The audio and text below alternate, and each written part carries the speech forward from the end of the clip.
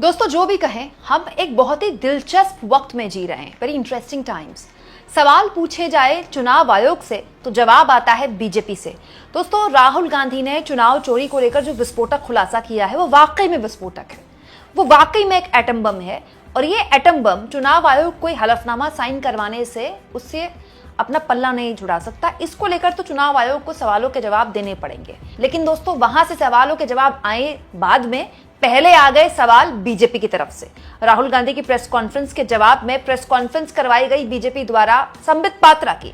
संबित पात्रा के एक सवाल का कैसे राहुल गांधी ने अपनी प्रेस कॉन्फ्रेंस में पलटकर जवाब दिया, मैं आगे आपको बताऊंगी।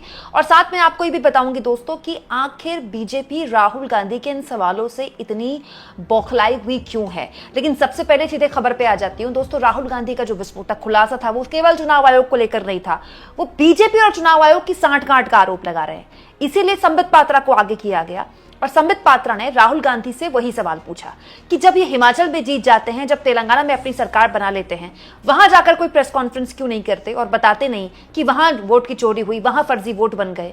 जब कहीं हार जाते हैं तो वहीं क्यों प्रेस कॉन्फ्रेंस करते हैं। सुनिए संबित पात्रा ने क्या बोला, इसके बाद मैं आपको बताऊंगी इस पर राहुल गांधी ने क्या जवाब दिया है।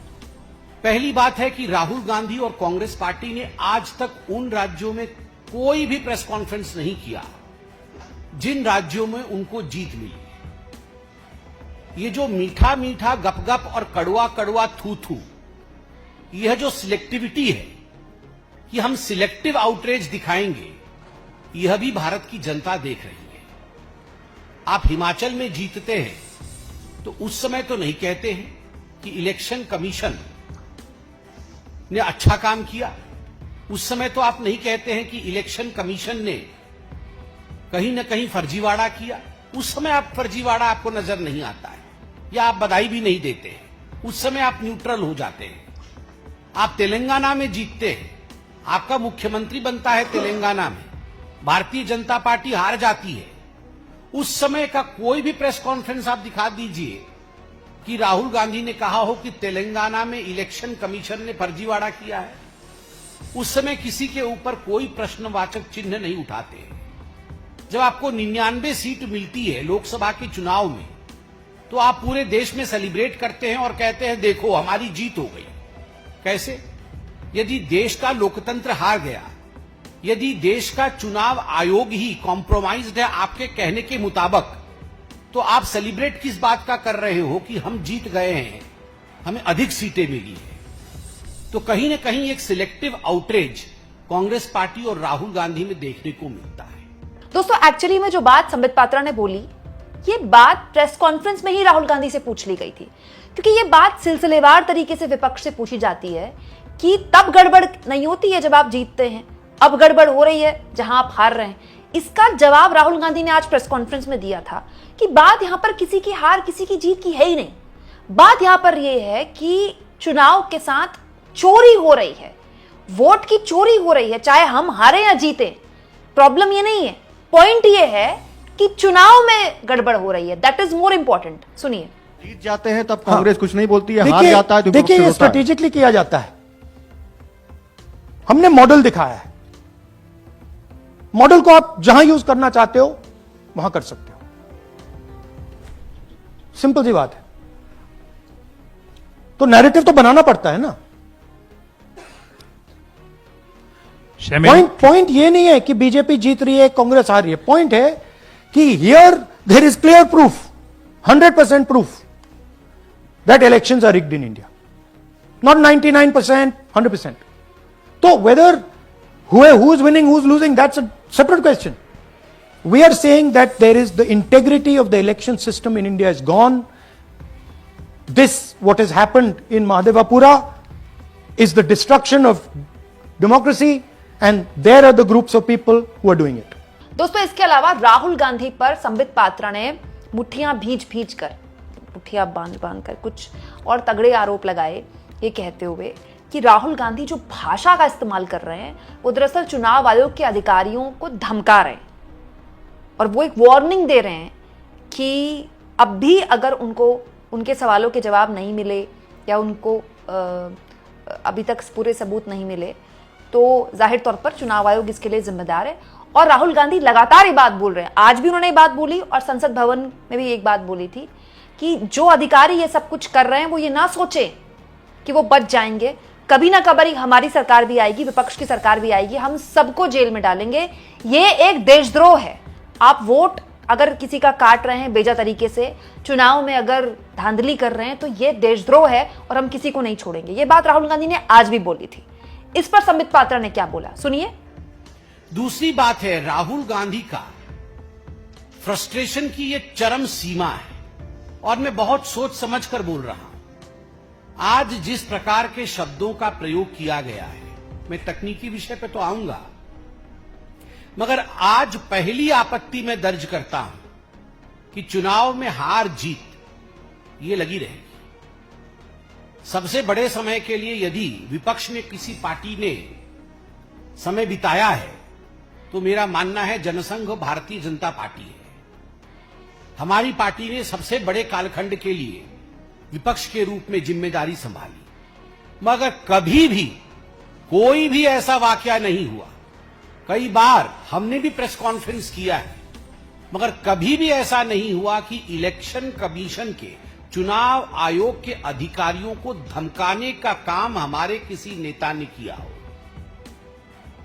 आज के शब्द क्या थे राहुल गांधी जी के? राहुल गांधी जी के शब्द थे, यदि मेरे प्रेस कॉन्फ्रेंस के ऊपर जवाब नहीं आया तो there will be serious consequences, बहुत घातक परिणाम होंगे।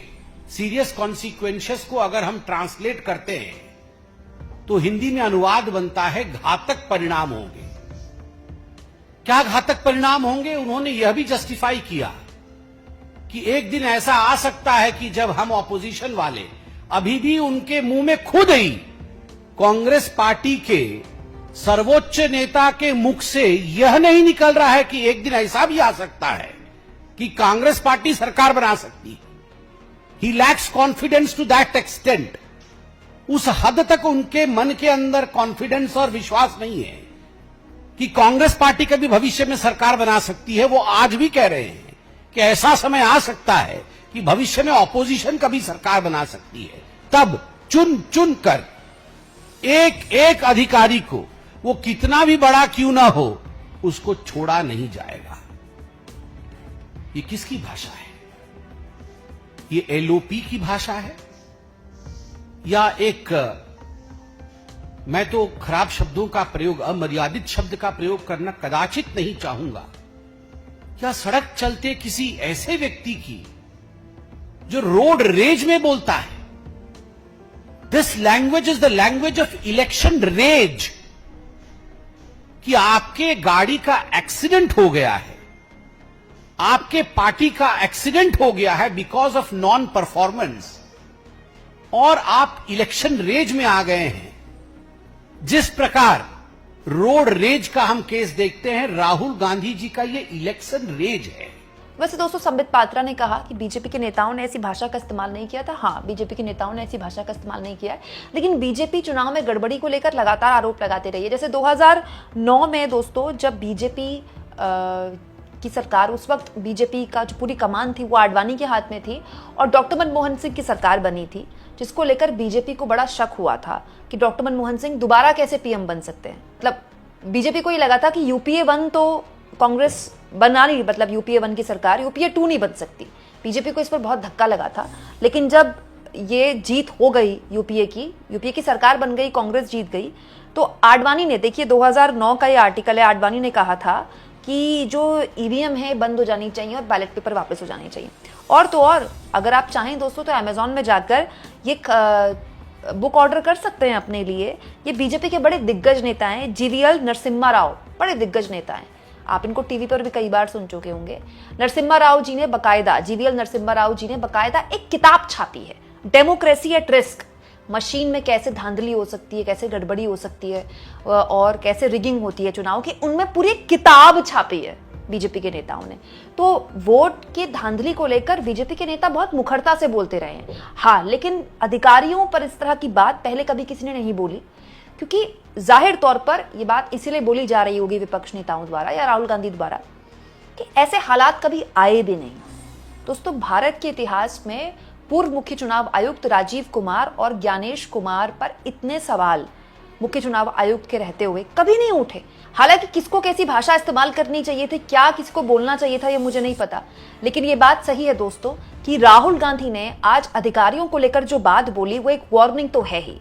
ये वार्निंग जाहिर तौर पर उन लोगों के लिए थी जो ये सोच रहे हैं कि सत्ता के करीब रहने से वो सत्ता के बराबर ताकतवर होंगे। दोस्तों सत्ता का ना एक मिजाज होता है कुर्सी का, वो अपने साथ अकूत ताकत लेकर आती है, अकूत ताकत। तो होता क्या है, जो कुर्सी पर बैठा होता है उसको तो उस ताकत का एहसास होता ही है, उस ताकत के गुमान में वो होता ही है। कोई भी हो, किसी की भी सरकार हो, जो अधिकारी होते हैं ना, जो चुनाव जीतकर नहीं आए होते हैं, उनको भी उस ताकत का गुरूर होने लगता है। तो ये अमूमन होता है जब लंबी सरकारें चलती हैं किसी की भी, तो अधिकारियों में भी वो गुरूर आ जाता है।